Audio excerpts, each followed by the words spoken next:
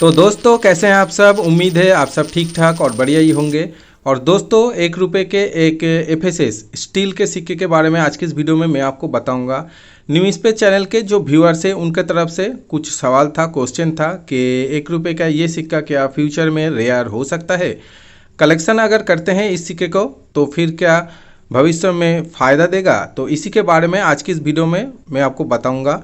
और दोस्तों उसके साथ ही फेसबुक में ये सिक्का 2 या 3 दिन पहले साइड स्क्रीन में मैं दे दूंगा, उसमें भी डेट रहेगा। 2 या 3 दिन पहले ये सिक्का फेसबुक में भी बिका है और कितना करके बिका है, उसका प्राइस क्या था, एक एक पीस का क्या था, वो भी मैं आज की इस वीडियो में मैं आपको बताऊंगा। कैसे आप फेसबुक में सेल कर सकते हैं, कहाँ पर सेल कर सकते हैं, उसके बारे में भी आज की इस वीडियो में थोड़े हम डिस्कस करेंगे। तो दोस्तों आइए आज का ये वीडियो शुरू करते हैं। मैं हूं दीप और आप देख रहे हैं आपका अपना पसंदीदा न्यूमिस्मेटिक चैनल न्यूमिस पेज। दोस्तों वीडियो को एंड तक पूरा देखना।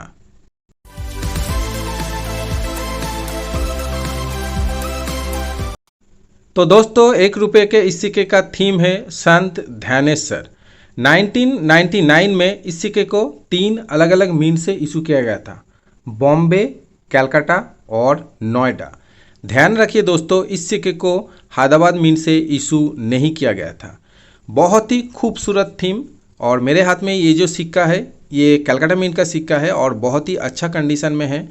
और मैंने जूम किया है इसीलिए सेंटर में जो पोर्ट्रेट है वो देखिए आपको क्लियर दिखाई देगा होगा। और देखिए बहुत ही खूबसूरत पोर्ट्रेट है और ये सिक्का भी बहुत अच्छा कंडीशन में है, इसे कोई भी घिसा पीटा नहीं है दोस्तों। देखिए और एक एक वर्ड जो है वो देखिए एकदम क्लियर है। आमतौर पे दोस्तों स्टील का सिक्का ज़्यादा देर तक मतलब यूएनसी नहीं रहता। अगर यूज्ड कंडीशन का है तो वो बहुत ही जल्दी घिस जाता है। और ये सिक्का दोस्तों मुझे सर्कुलेशन से मिला था और बहुत अच्छा कंडीशन है। देखिए इंग्लिश में है संत ध्यानेश्वर और 2 डेट है, देखिए 1274 और 1296। ये दोस्तों मिंट ईयर या फिर ये मिंट ईयर नहीं है दोस्तों, और मिंट ईयर है ये देखिए पोर्ट्रेट के नीचे 1999 और इसके नीचे ही मिंट मार्क होगा। जो मैंने कहा कलकत्ता मिंट का सिक्का है मेरे हाथ में, इसीलिए कोई मिंट मार्क नहीं है। अगर ये नोएडा मिंट का होता तो यहाँ पर एक डॉट मिंट मार्क होता, और अगर ये बॉम्बे मिंट का होता तो फिर यहाँ पर एक डायमंड मिंट मार्क होता। और ओवर साइड जो है जो नॉर्मल जो कॉइन में होता है, देखिए अशोका लाइन कैपिटल, उसके नीचे सत्यमेव जयते जयते हिंदी में 1 जो डिनोमिनेशन है भारत रुपया हिंदी में और इंडिया रुपीज़ इंग्लिश में। तो दोस्तों आइए कॉइन बुक से इस सिक्के का प्राइस क्या है और कौन सी कैटेगरी में आता है, रेयर, स्कैर्स या फिर कॉमन कैटेगरी में आता है, ये भी आइए कॉइन बुक से देख लेते हैं।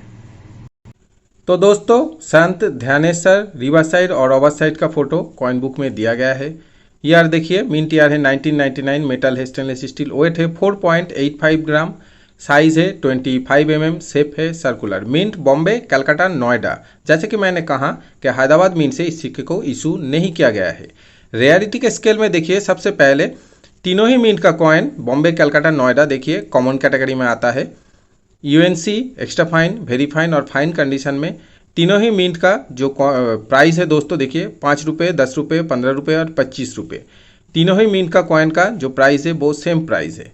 लेकिन दोस्तों जैसा कि मैं हर बार कहता हूँ ये एस्टिमेट वैल्यू नहीं है। कॉइन बुक में जो प्राइस दिया जाता है वो एक प्राइस दिया जाता है, लेकिन वो फिक्स प्राइस नहीं होता है दोस्तों।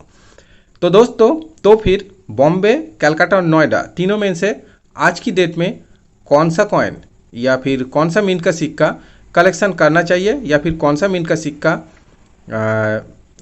का सिक्का आज की डेट में रेयर या फिर स्कैर्स है, और फ्यूचर में कौन सा मिंट का सिक्का वैल्यूएबल हो सकता है। सबसे बड़ा जो सवाल है वो वही है।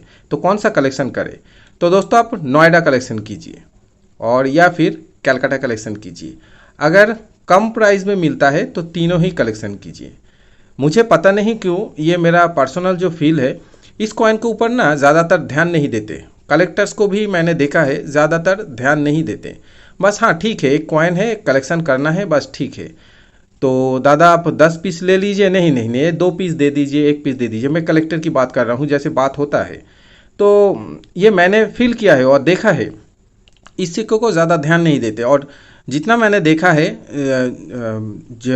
ऐसे जो कलेक्टर्स हैं जिनका एक्सपीरियंस बहुत ज़्यादा है, तो वो ध्यान अगर देते हैं तो नोएडा मिंट में मैंने ज़्यादातर देखा है, नोएडा मिंट में ध्यान देते हैं और या फिर कलकत्ता मिंट में, लेकिन बॉम्बे मिंट में ध्यान नहीं देते। शायद बॉम्बे मिंट में बहुत ही ज़्यादा मात्रा में इस सिक्के को इशू किया गया था। तो दोस्तों वही एक्सपीरियंस से मैं आपको कहता हूँ, आप नोएडा मिंट परचेस कर सकते हैं, अपने कलेक्शन में रख सकते हैं, और कलकत्ता मिंट भी आप कलेक्शन कर सकते हैं, अपने परचेस करके अपने कलेक्शन में रख सकते हैं। लेकिन हाँ, यहाँ पर एक बात दोस्तों, fine, very fine, extra fine में मत जाइएगा। इस सिक्के के मामले में एक बिल्कुल ही मत लीजिएगा। अगर 5 रुपये भी कीमत लेता है तो फिर भी आप fine, very fine, extra fine मत लीजिएगा। आप जिस 5 रुपये में इस सिक्के के ऊपर आप इन्वेस्ट करेंगे तो 5 रुपये शायद आपको वापस नहीं मिलेगा। अगर आपको लेना है तो आप यूएनसी लीजिए। अब सवाल ये है कि वेरी फाइन हो या फिर एक्स्ट्रा फाइन हो, कलकत्ता मिंट हो या फिर नोएडा मिंट हो, आज की डेट में इस सिक्के का करंट मार्केट वैल्यू क्या है। तो दोस्तों कलकत्ता मिंट यूएनसी कंडीशन में आज की डेट में करंट मार्केट वैल्यू है 100 रुपीज़ के आसपास।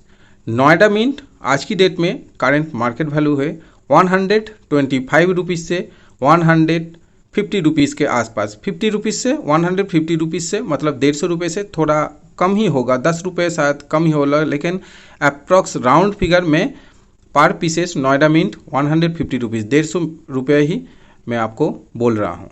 तो दोस्तों, और उसके बाद जैसा मैंने आपको कहा था कि फेसबुक में जो इस सिक्के का ये जो सिक्का बिक रहा था, तो साइड स्क्रीन में आप देखिए दोस्तों, फेसबुक में देखिए, मैंने इस सिक्के का जो स्क्रीनशॉट है फेसबुक में ही मैंने लिया है, और देखिए 50 पीसेस का लॉट सेल हो रहा है, और ये है नोएडा मिंट का। आप अगर पढ़ सकते हैं तो आप देखिए, नोएडा मिंट ये सेल कर रहे हैं नोएडा मिंट का सिक्का, और 50 पीसेस का लॉट है। मतलब जो बड़े इन्वेस्टर है, बड़े जो कलेक्टर है, मतलब बड़े मतलब जिनके पास एक्सपीरियंस है, बड़ा नहीं दोस्तों, जिनके पास पैसा है तो वही शायद इसे परचेस करेगा। और अगर आपके पास भी अगर पैसा है तो आप भी ऐसे फेसबुक से परचेस कर सकते हैं।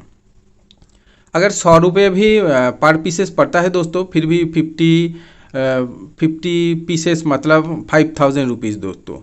तो सबका पॉकेट जो है वो सपोर्ट नहीं करता है, और मंथली बजट भी कभी कभी सपोर्ट नहीं करता है, क्योंकि दूसरा जो सिक्का है दोस्तों वो भी परचेस करना पड़ता है दोस्तों। तो दोस्तों, लेकिन जिनके पास पैसा है, मैं एक्सपीरियंस से बड़ा नहीं कर रहा हूँ, पैसे से बड़ा, इन्वेस्टर दो तरह के है दोस्तों। एक है जिनका एक्सपीरियंस बहुत ज़्यादा है, कॉइन के ऊपर, सिक्के के ऊपर, नोट के ऊपर बहुत अच्छा एक्सपीरियंस है, बहुत सालों का एक्सपीरियंस है।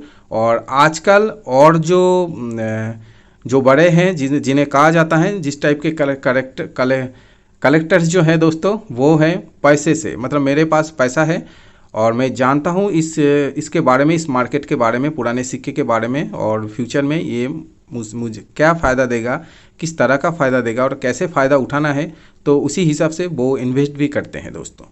और दोस्तों, तो जैसे एक छोटा सा एग्जाम्पल दोस्तों, मान लीजिए 5 रुपये का ये जो क्रॉप साइंस का ये जो सिक्का है दोस्तों, इसे तो आप जानते हैं आज की डेट में बहुत ज़्यादा कीमती है, लेकिन 6-7 महीने पहले इस सिक्के का कीमत 10,000, 12,000, 15,000, 10-15 हज़ार के आसपास था यूएनसी कंडीशन में। तो ये सिक्के का जो मिंटेज हुआ था दोस्तों, 15,000 मिंटेज हुआ था, ज़्यादा मिंटेज नहीं हुआ था।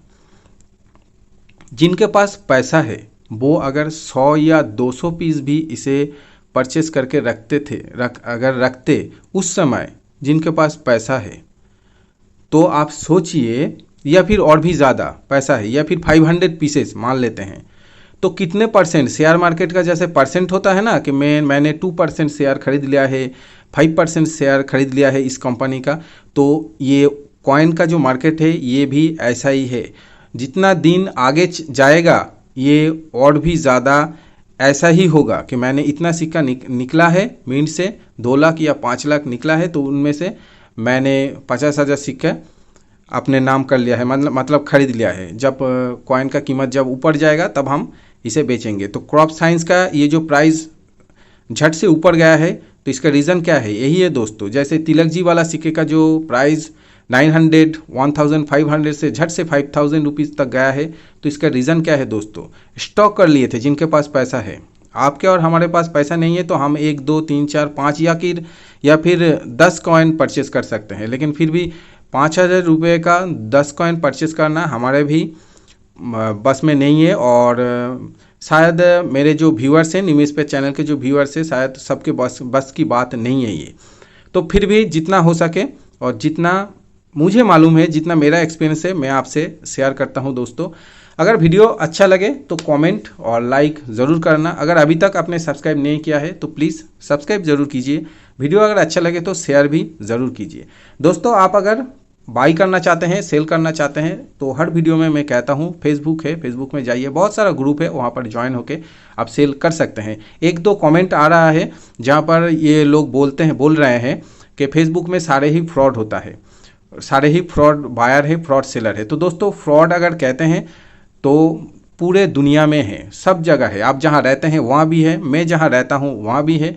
हमारे अगर 10 दोस्त हैं तो 10 दोस्तों में से भी सबके साथ ठीक से नहीं बनता है, तो कोई ना कोई ऐसा काम करता है जो हमें पसंद नहीं होता। तो दोस्तों, ये सब जगह होता है, यही फेसबुक में भी है दोस्तों। मैं ऐसा नहीं कहूँगा कि फेसबुक में फ्रॉड नहीं होता, सारे ही अच्छे हैं, नहीं, ऐसा भी नहीं है। तो यही सोचना पड़ेगा। इसीलिए मैं आपको कहता हूँ, अगर आप फेसबुक से बाई करते हैं तो जिस सेलर से आप बाई कर रहे हैं उस सेलर के बारे में, उस ग्रुप में थोड़ा सा जानकारी ले लेना। तो दोस्तों, मिलेंगे नेक्स्ट वीडियो में, तब तक के लिए जय हिंद।